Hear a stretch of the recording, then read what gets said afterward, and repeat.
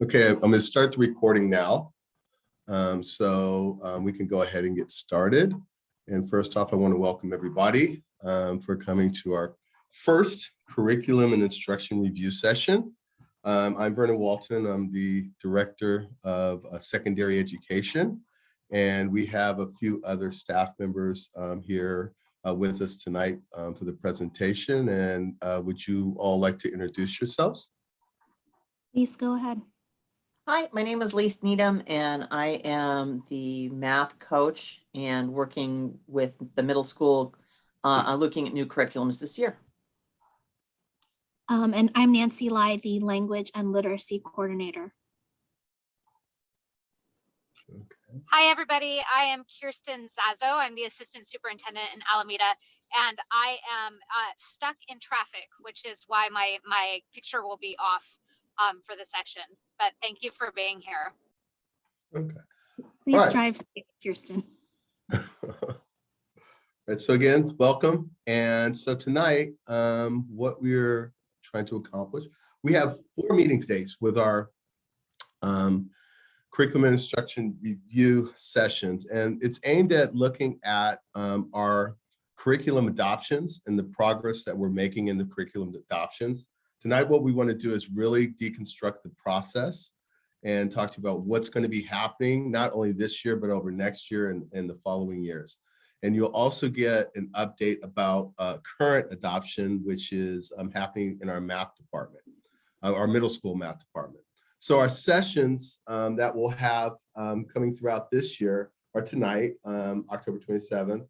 We'll also have another session in February. That's February 2nd. We'll have a session on April 27th, and we'll have a session on May 18th. And all these are aligned with updates of what will be happening as we go through our current adoption process for history, biology, chemistry, psychology, and updating you on the upcoming adoptions for next year, and also reviewing our current adoption in math. So we are a small group, if you do have questions, you can go ahead and either put them in the chat, but really right now, I think we're only 3 people. You can unmute and ask the questions, so feel free. So tonight's agenda, we are, like I said, we're going to talk about, well, we're going to start off talking about our Alameda Unified School District instructional priorities, what we view as the essential elements of instruction as we move forward in these adoptions, what our core beliefs are, what instruction should look like in the classroom.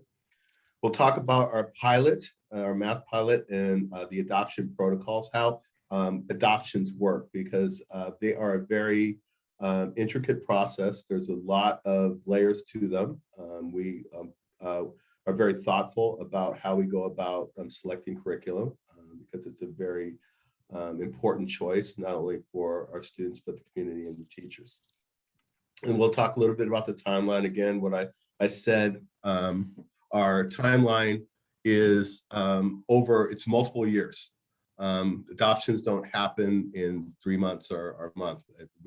They take 2 years to complete the entire cycle. And so we have one adoption, which is math, is in the 2nd year, and then we're starting off our new cycles this year, and there'll be some other cycles starting next year. So that's what we're going to talk about, a little what's in process right now. That's the 4th piece of what we'll talk about tonight. All right, so our AUSD instructional priorities, and this is put in the form of an if-then statement. We believe if we do these things, and AUSD is culturally relevant, if AUSD is applying these priority standards within their classrooms, then students will interrupt inequity, participate in experiential learning, read, think, talk, and write about complex text every day, and establish and maintain healthy and rewarding relationships. And there are 3 core things we're talking about here.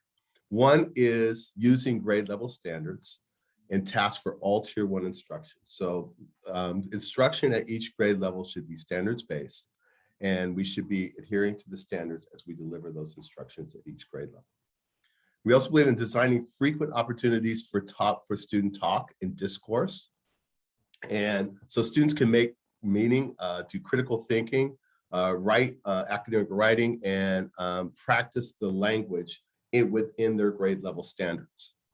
And last, we believe that building positive relationships and among our students create these conditions for learning.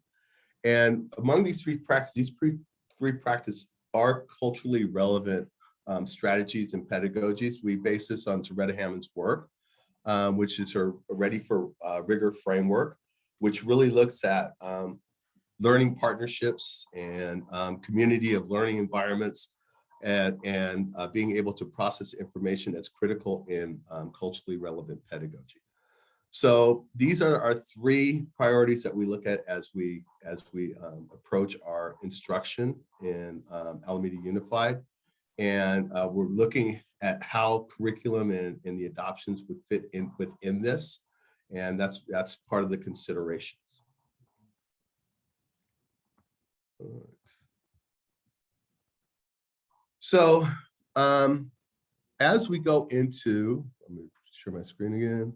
All right, so the adoption process, this is, like I said, it's a very lengthy process. And this is an example of what the K-5 history pilot adoption will look like this year. The other adoptions, which would be biology, chemistry, and psychology, follow the same pattern. And so I'm just going to review what's happening like in the fall of this year, in the spring of as we go into 22, and then the next year what will be happening. So right now we're in our discovery and research phase. And that means we're looking at what other districts are doing with their history curriculums and their adoptions, and trying to get a sense of what's happening out there around us and how these things are working in other districts. We're also looking at the California Department of Education, which materials they recommend for adoptions. Ed reports, but not so much for history. I believe they're not a history, but that's another place we look for information about the quality of adoptions and what districts are using. And we're also in the process of beginning an initial rubric. And that's the rubric will define what are our key priorities when we're looking at curriculum to adopt for our Alameda Unified School District.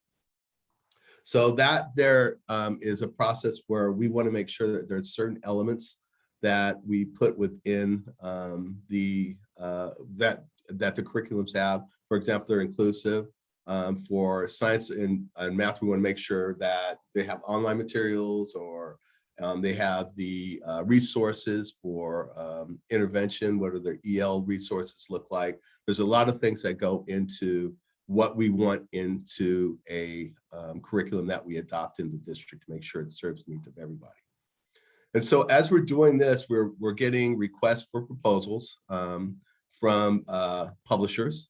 There are a number of publishers out there, and we want to narrow our publishers down that we want to consider to 5 or 6 in the fall.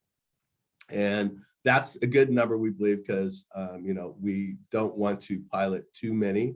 But if we have the 5 or 6 of the top that we believe are the top curriculum to pilot, then we can bring teachers in and we can do deconstruct and see, using our rubric, to see how we would like to use these, or would we like to use these curriculum or not.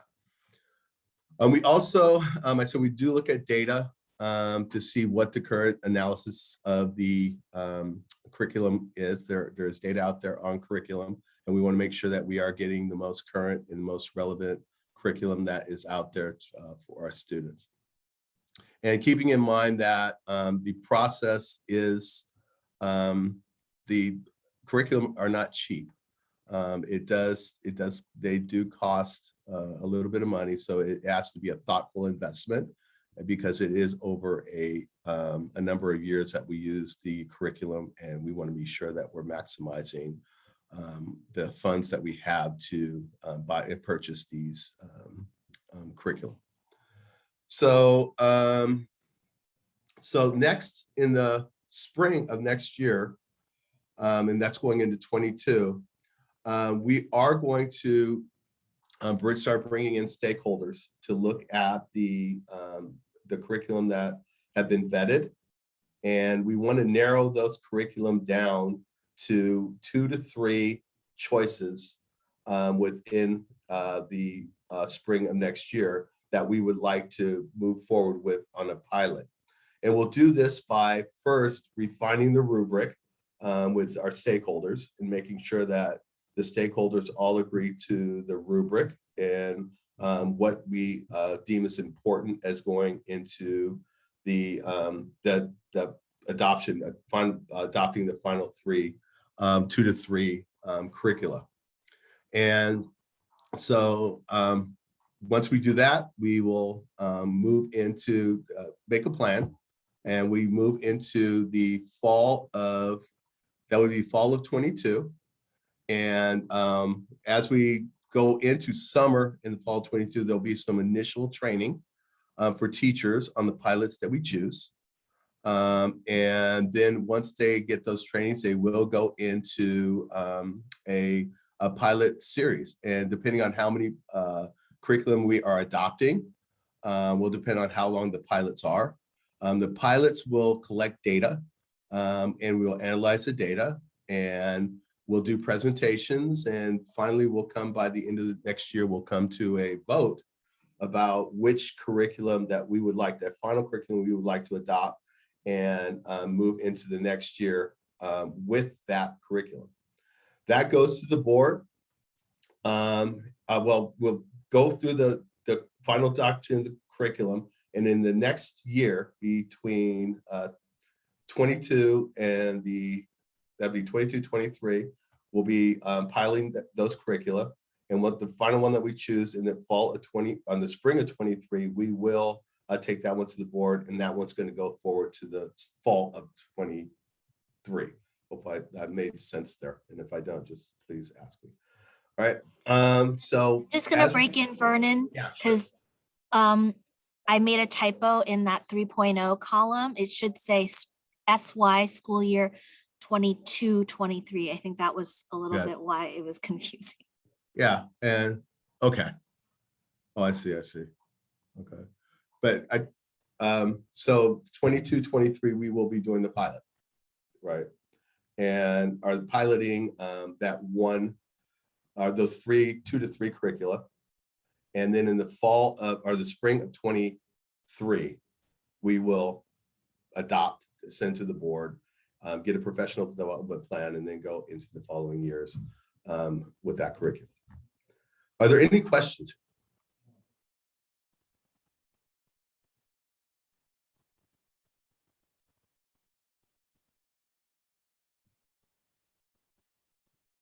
Okay.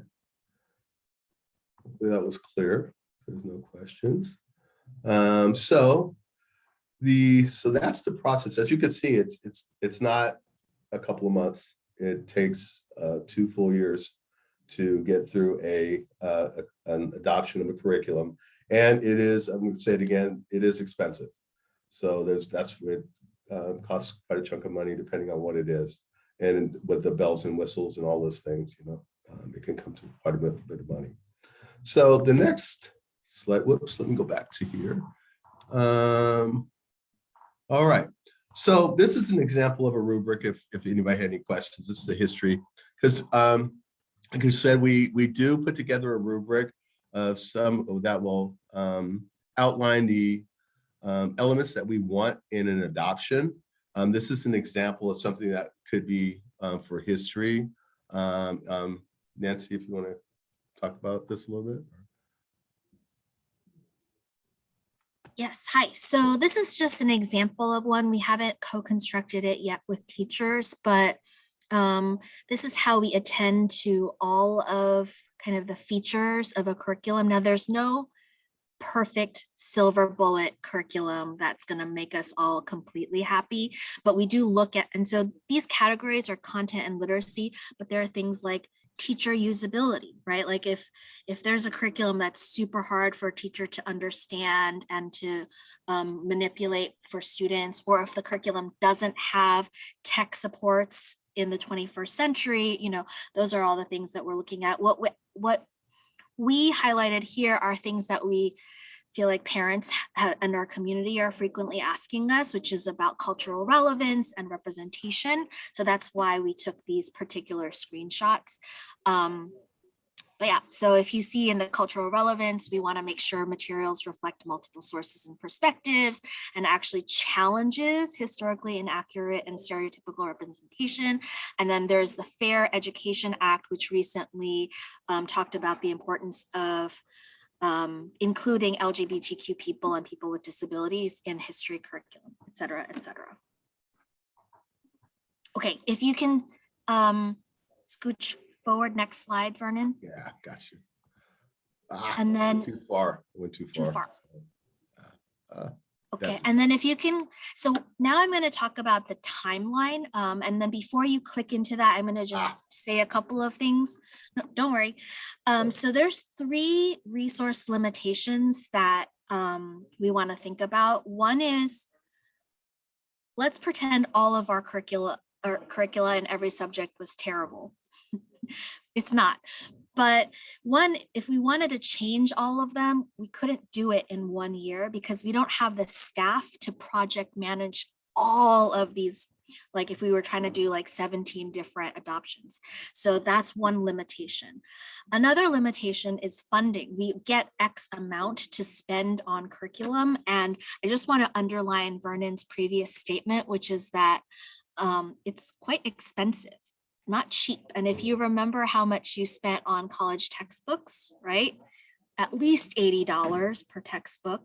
And that's the reason why the curriculum industry is an $8 billion industry in just K-12. So one constraint that we have is just, even if we wanted to change everything right now, we wouldn't be able to pay for it. So that's why we have to timeline and like scope it out and pace things out. And then finally, one constraint that we didn't really experience in the past, but is now new, is gonna be teacher bandwidth. COVID crushed our teachers. And I think I had a fantasy that was overly optimistic that this year would be better. And I don't think it's better. So one thing I'm worried about as I'm planning for the K-5 history pilot adoption is these have to include teachers' participation, and it has to be after the school day, and teachers are already quite exhausted. So that's the third constraint that we're really thinking about. Okay, so if Vernon, if you wouldn't mind clicking into that link. And while he does that, I'm gonna drop the link that you guys can see in the chat as well. So I've been dropping some links there. So if you wanna look more closely later, but what we've done in this beautiful rainbow color coordinated spreadsheet is talk about our 5 main subject areas: English, math, history, social science, and world languages. And Bianca, can you pick one subject area that you're interested in us kind of digging deeply into? And you're on mute, so we can't hear you if you say something. Yeah, sure. Sorry. I was like, where's my mute button? Sorry. Yeah, I would love to dig into a little bit on history. Okay, so let's scroll a little bit down, it's that pale green section. So last year, a recently retired staff member helped shepherd through an 8th grade middle school curriculum called E Pluribus Unum. And I think one of the main reasons why this one curriculum kind of won over the others is that it takes a much more clear-eyed view of race and its impact in America. So that was one reason why that was selected. But then in middle school, that means next year we have to start planning, doing the discovery, the research, the rubric creation with teachers for grade 7 and 8 curriculum. This year, we're currently in the process of researching elementary.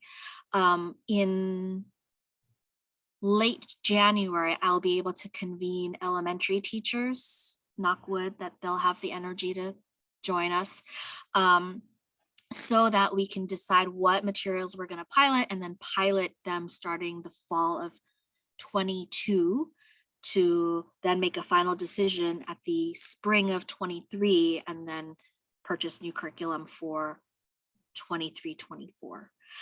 So you'll see how like in the bold, that's when each grade span is kind of starting their process. And again, AUSD is quite a small district, and we have, I think, limited district office staff to do the project management behind the scenes. And then of course the teachers are the main deciders. Okay, I'm gonna pause and then let's take 30 seconds to think through any questions that you might have about the curriculum timeline. So in general, is there a review process like every 2 school years? I'm trying to figure out, and I don't have a background in education or curriculum, so please talk to me like I don't know anything. I think that is what is happening right now, and this is based on kind of like our current realities and constraints. I think the reason why elementary history in particular popped as like something that we want to work on in the near future is because of parent feedback and teacher feedback about the current curriculum not being as responsive as it should be. And that actually was one of the silver linings of COVID, which is that parents really had an opportunity to see and engage with what students are doing and then be able to give teachers and the school district feedback. So Yeah, thumbs up for that part. Yeah, that there are, let's say, policies around when adoptions come up, and every so many years you have to adopt, and so that's something that I would say every 7 years is, but that's ideal state, and I Yeah, think exactly. reality, I think Yeah. is frequently, and this is not just Alameda, this is reality of public education, is probably closer to 13 or 15 years. It can be that bad. There's a question. Christine? Yeah, go ahead. Oh, okay. You went out? You got it?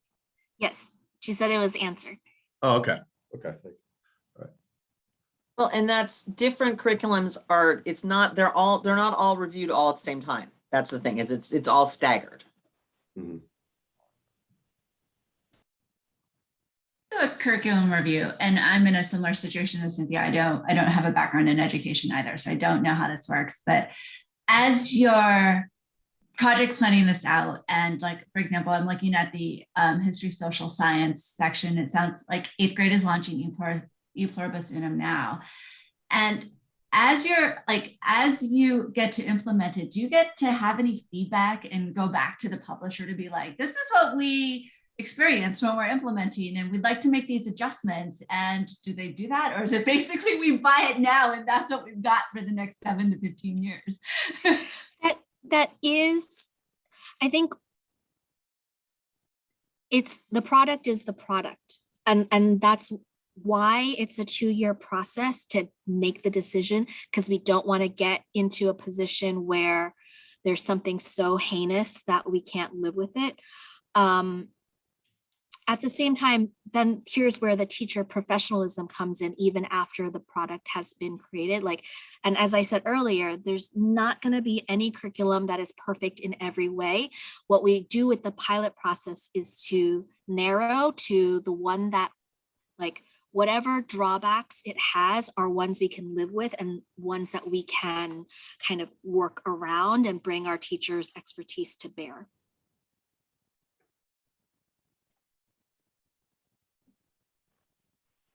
More general question. I think, just in general, most industries at this point, have like a more customer service model, versus, kind of tagging on Bianca's question. So are there any, and I'm sure this will come up maybe in the scan that you do of neighboring districts, but like, what are the disruptors and innovators in the curriculum industry? Because just seeing like the transformation of other industries, like I don't think we should just stand back and say, well, these are our choices. Yeah. Like we I just can have to pick definitely one of answer them. that question. It's a really good question. I would say that the disruptors right now are the OERs, open educational resources people.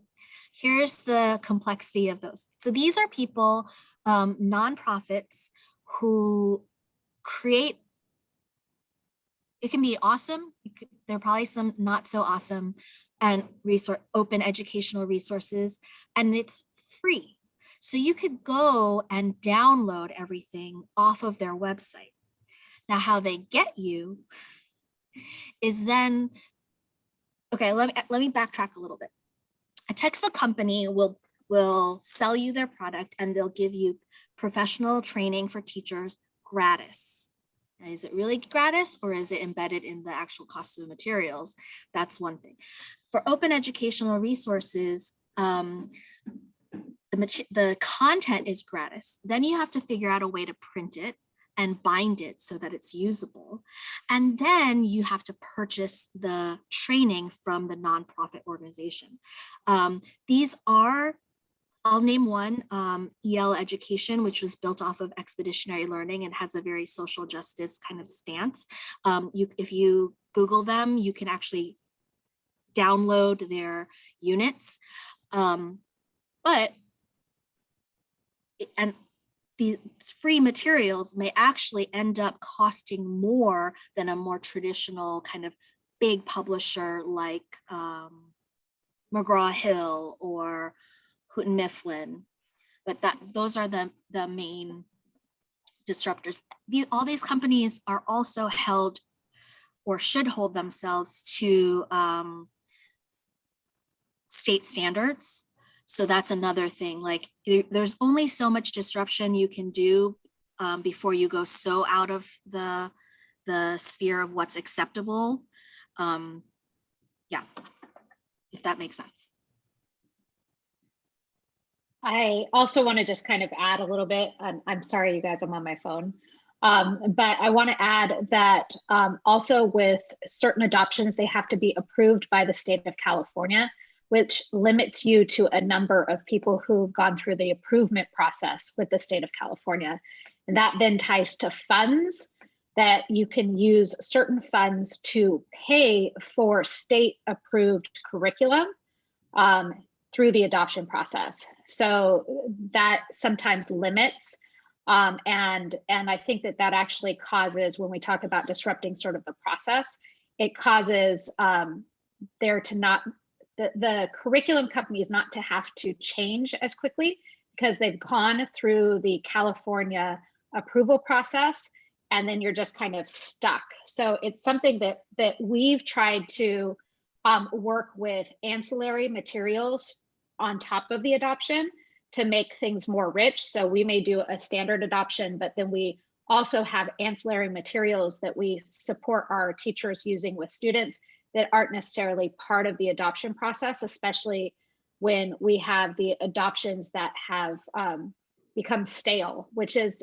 part of the problem with many adoptions when you're saying 7 to possibly 10. Even some districts have gone up to 15 years without doing a new adoption.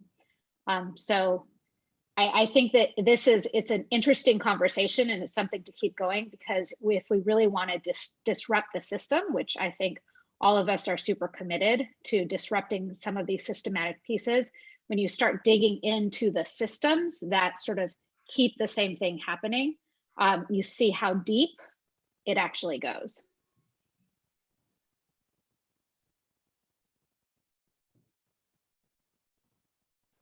No, that was really helpful, Kirsten. I think, so I was one of the parents that complained to my site principal, and I think Nancy, you've heard my earful about Studies Weekly. It's not great. So I have a second grader, and I sat through first grade and half of kindergarten, and I can't believe, I'm really impressed with the math curriculum in elementary school and how it's really changed, since I was in elementary school like 30 years ago. It's more, problem solving and thinking through versus rote memorization, but I'm like just really shocked at how little, if at all, the studies weekly are, compared to what I learned, especially given what we know now. I just dropped into the chat. So I feel the same way about Studies Weekly. And it actually is one of the kind of recommended, has been officially approved by the California Department of Education. So there's limitation. That's why when Vernon was going over the work breakdown schedule, like we do a ton of like, what are other school districts using? What does California recommend? What does the ed report say? Like kind of, we just try to triangulate the data and not just depend on one source to tell us what is quote unquote good. And that's why we go so far as to like actually have teachers pilot and try out the materials.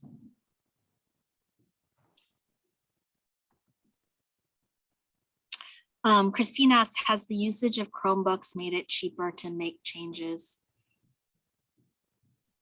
I have not seen that to be the case. And actually there's one super disruptive elementary curriculum or called Inquire Ed, which is really inquiry based and civic engagement based. And it was just on the online, just digital. And when I looked at it, it was like 3 to 4 times more money than a regular adoption.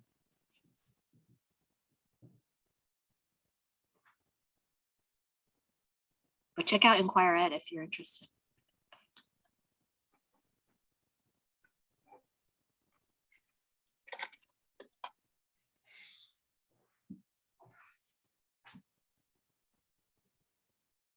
Are there any other questions that are surfacing? Don't be shy, because there's so few people that we're happy to take multiple questions from each of you. I'm dropping the Inquire Ed link into the chat.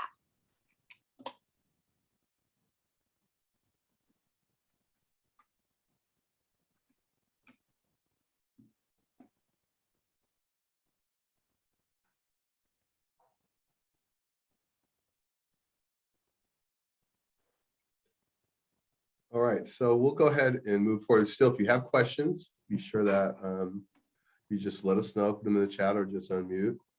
And our next part is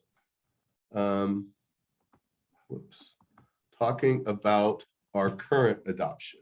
And we have Lise here who can speak to that. So you would think that starting a middle school math pilot adoption in the middle of COVID was not a great idea. However, the middle school math curriculum we were using we were done in that cycle, and we could not justify using that piece. And in fact, the publisher has pulled support for that curriculum going after another year or two. So we were like, no, we're making the right choice to get rid of this, us and everybody else. But so we did do a lot of work last year during COVID. We developed our selection criteria. Nancy referenced ed reports. We used ed reports. They do a lot of work with math. We only looked at curriculums that had the highest ratings for focus, rigor, and math practice standards. We really looked for embedded best teaching practices. Someone was talking about, thinking and problem solving and conceptual understanding. That was where we were focused. And we wanted whatever we adopt to provide resources for all students to achieve mathematical understanding.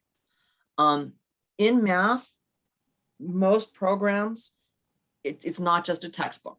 It's a textbook and a platform of some kind of interactive math as well. But I also want to point out that a textbook is not the course. The online piece is not the course. It's a tool, and it's a central tool for our students' experiences in the classroom, but it's that expertise of teachers and collaborating over time to make it better and better that really makes the course. I just want to point that. So we developed rubrics for evaluation. We talked about equity and access.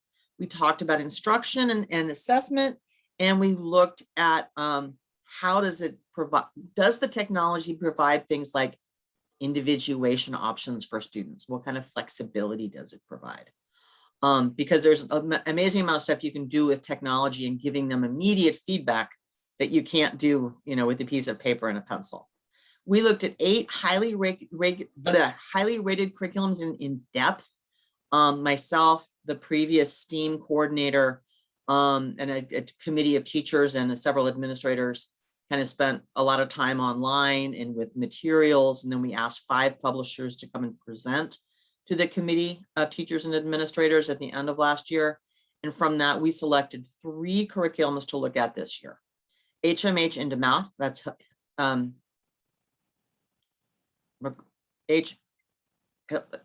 Nancy, what does HMH stands for? I can't remember. Nope, you're muted. Houghton Mifflin Harcourt, I believe. Thank you. Yes, I was like having this moment of total brain. Carnegie Learning, and we looked at illustrative mathematics. Illustrative mathematics is one of the highest rated curriculums across the board, and it's actually an example of one of those open resources options that's not completely open resource. So when we hit the next slide, it will make sense. So let's go there. If we can go to the next one. Yeah, thank you. So this year we're nope. Court.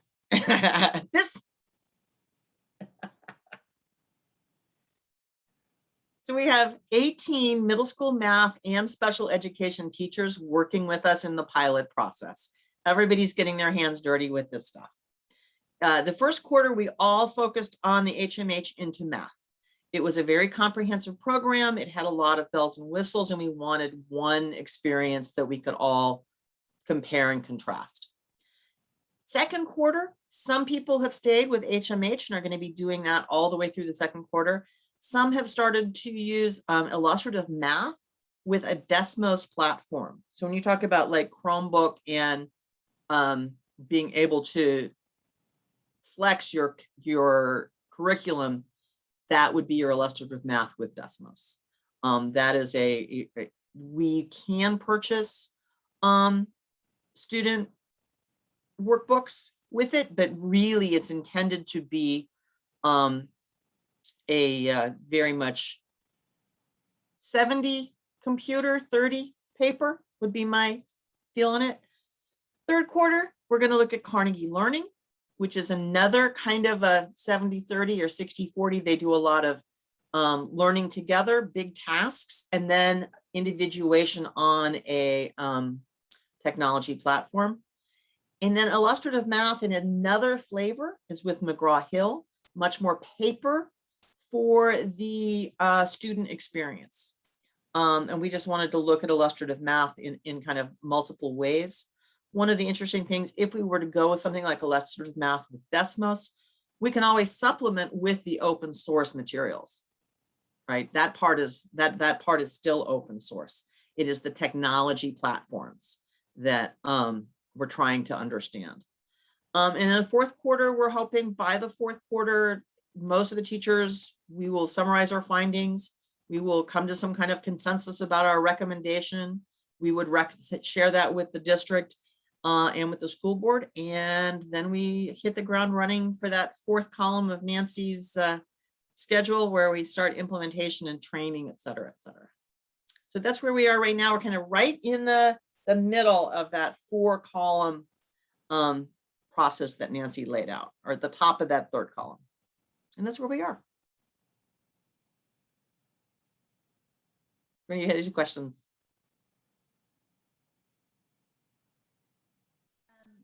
I was just curious. So this pilot, I know, so I have an 8th grader and I have a 6th grader, and they're both at Lincoln. Fantastic. So they're both in this middle school math pilot. I get much more communication from my 6th grader than my 8th grader. So I was aware of the pilot, but I wasn't fully clear on like what was going on. I was just curious, how is the pilot split? Because you mentioned that some of the teachers are doing, now that it's second quarter, some of the teachers have switched to one and some of them have stayed with the HMH. Is that pretty evenly split, or is that, teachers just kind of decided and made their decision? It's pretty evenly split. We met during the staff development day at the beginning of the month. And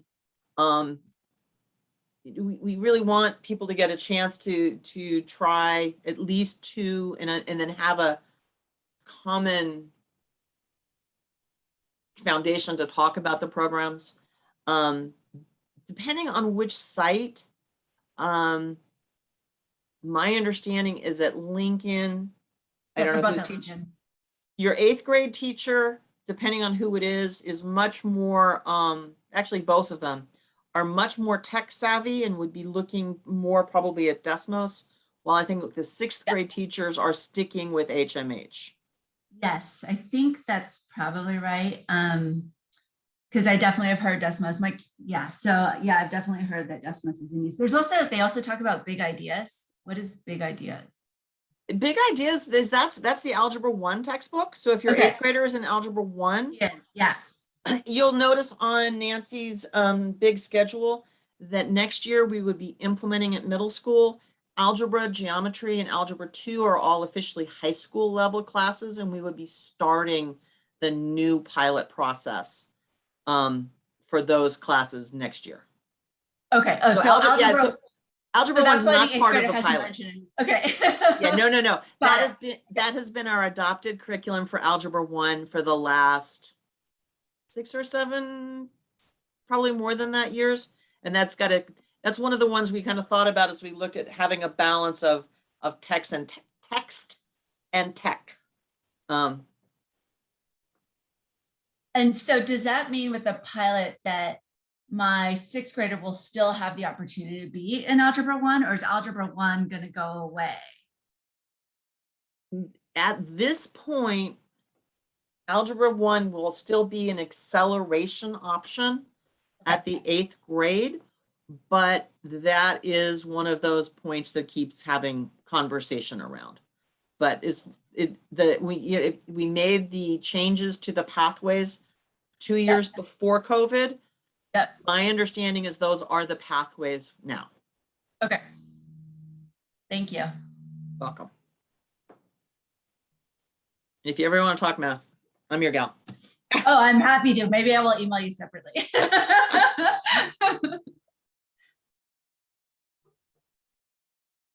Great. I think we got it. Oh, and we're on next time as well. We're going to talk to representatives. There we go. Yeah. So we will be circling back on math also. So I'll keep showing up all year. Yeah, so we get updates. And the next meeting is in February. So by that time, we'll have our committees formed. They should theoretically be formed. We'll see how many teachers are willing to participate, and then we'll make some calls from there. But is there any other questions that we have tonight? Are there any other questions? Or if there are topics that you want to dig into in future meetings, that would also be helpful for us to know and prepare for. I guess what's your community engagement strategy? So 3 people, it doesn't represent the whole district and all of their needs. Mm-hmm. So I sit in, a bunch of different DEI focused groups that would love, we would love to use our meeting time or offline time to really provide any support that's needed to make sure that y'all, live up to your promise, for an inclusive curriculum. So it's like, what can we do more other than show up to these 4 meetings?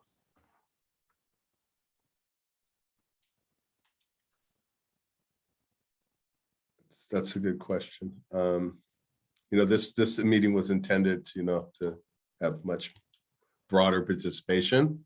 So, we need to take a look at how do we bring in more voices, and how do we get this out there more. This is new, I'll say that, our first meeting, first try at this.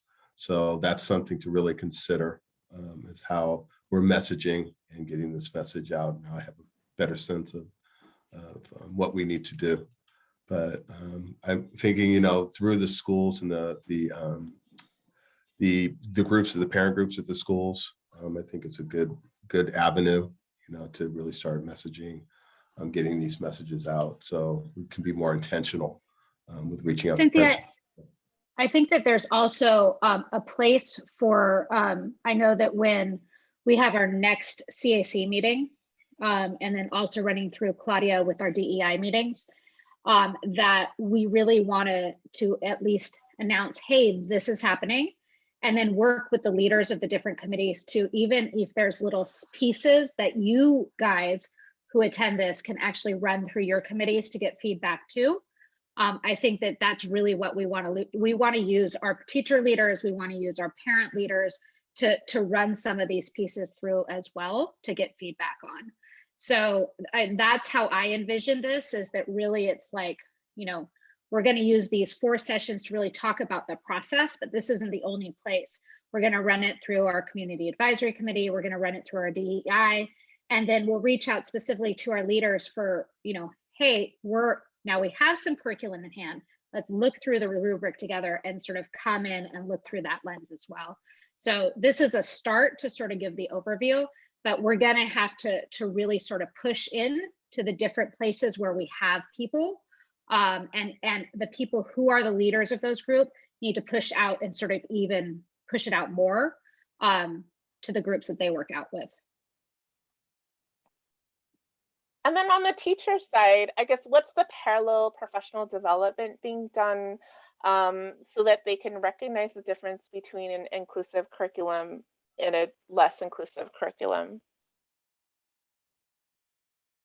So I'm looking at my project plan for history in particular, and there are 14 convenings with teachers. And so each of those convenings will reference like the research, kind of the frameworks around this kind of work, or we may even bring in people from the Berkeley History Social Science Project, which you may be familiar, and like make sure we're aligned with the California History Social Science framework, which really specifies what needs to be included.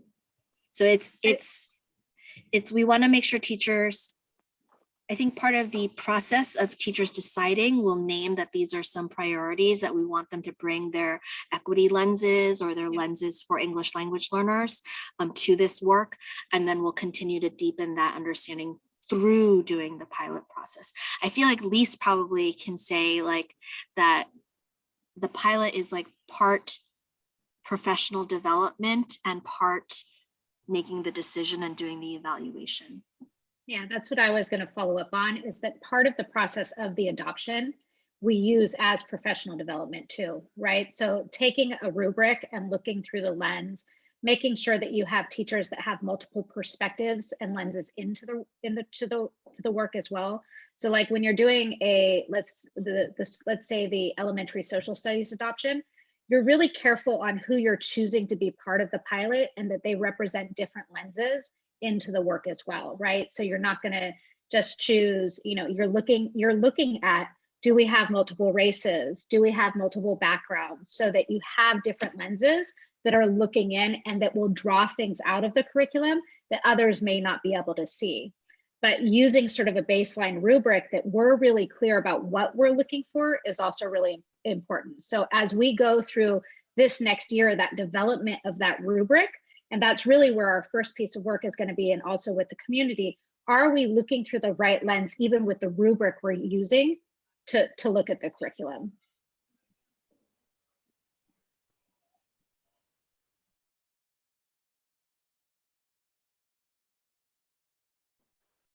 And then I had a general question, just given the state standards, how variable are these different curriculum options from each other?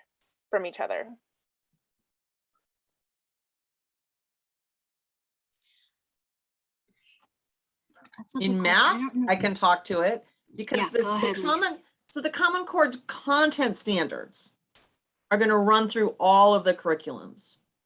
But different publishers really take an amazingly different approach to what it means to engage students in the thinking process. And while we did not look at many of the curriculums that we felt didn't support student-focused reasoning, building understanding through discourse, most humans process thinking through language, right? So having kids sit quietly and do algorithms doesn't build their reasoning skills. But you know, there's some people have some strong pedagogy, and you know, some are very tightly scripted. It's like the teacher's almost up there reading like I said, reading a script, which when you have highly qualified teachers in the classroom is not the right direction. But on the other hand, some of them are, you know, here's a problem set and go. And so when you have a brand new teacher, you have, so that, yeah, there's still, even though there's standards, there's still kind of many different flavors. I would say also just it's important to sort of think about what the purpose of curriculum is.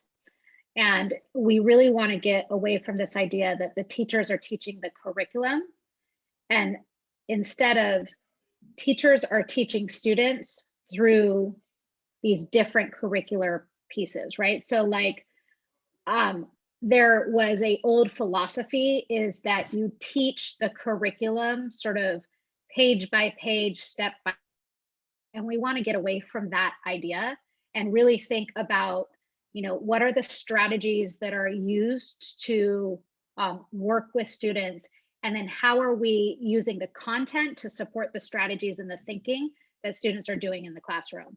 And so, I mean, what Lise is sort of talking around of like, let's take a look at the curriculum that you wouldn't follow, you know, page by page by page, but for a new teacher, is there embedded strategies around, you know, students should be talking about this piece.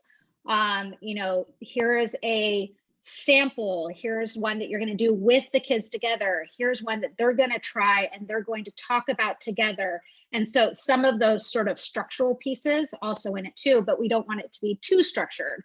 So it really is a balance between all of those things. We don't want teachers teaching just the curriculum. We want them to look at the students that they're teaching. We want them to think about the strategies and the skills that we want students leaving the classroom with, and then think about what is the content I'm using to meet those needs.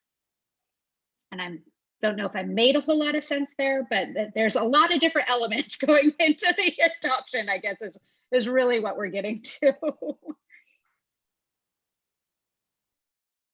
I like that. I think when people talk about diversity, you know, most people automatically go to race, ethnicity type of diversity, but there's like diversity in like, you know, learning styles and how people learn, how people engage with people. You know, I think as an adult, I didn't realize like how important when I was little, like how important like project-based learning and actually working with other people are, especially in this super interconnected world. You know, so I would love to see things that really reinforce those behaviors, you know, rather than, you know, doing really, or, you know, being able to, you know, discern like, you know, real facts from fake facts.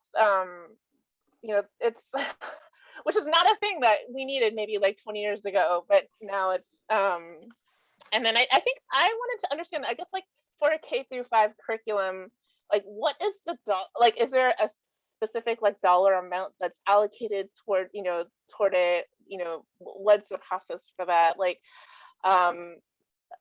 you know, I'm looking, you know, you know, looking at it through like the PTA lens, like our PTA has a ton of money, and like if I don't know, I'll have a bake sale like on the corner of my street if that's what we need to raise like the additional funds. Like I don't want money to be the biggest barrier, you know, for that inclusive educational materials. Yeah, I can talk a little bit about the budget pieces when it comes to the curriculum adoption. So we use lottery funds often for the curriculum adoptions in the district. And we really try to sort of save the pot of money for the adoptions so that we have enough money to thoroughly be able to pay for a full adoption. We're coming to a place where we have so many new adoptions that we need to do over the course of the next 4 years. Money does play, there is an impact. I mean, we can't spend $1 million on one adoption. We have to be thoughtful about all of the adoptions that we have to do and the money that we have to do each of those adoptions. But when it comes to, if we're talking, one adoption is going to cost us $300,000 and it has all of the things that we need in it, right? So it's very inclusive, it has all the things. And this other adoption or this other pilot material only costs $200,000, but it's missing some of those things. That's where we would go, no, we spend the money on the adoption that we need, because it's, like we said, 7 to possibly in our district around 10 years. And so, we don't want to make the wrong choice. However, we can't go into, the $600,000, $700,000 range for every adoption just because we don't have the budget for that.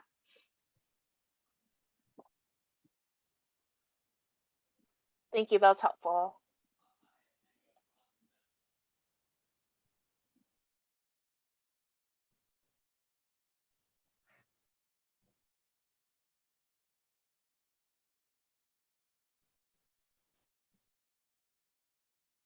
Okay, are there any other questions?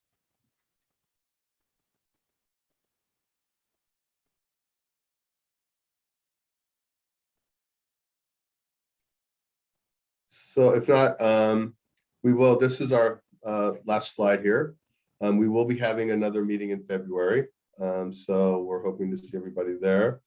And of course, you can always reach out to myself, Nancy, or just reach out if you have any questions that come up. And Mayor B. Walton at AlamedaUnified.org. And so it was a pleasure having you all here tonight, and we look forward to seeing you all in February. So thank you. Thank you all for being here.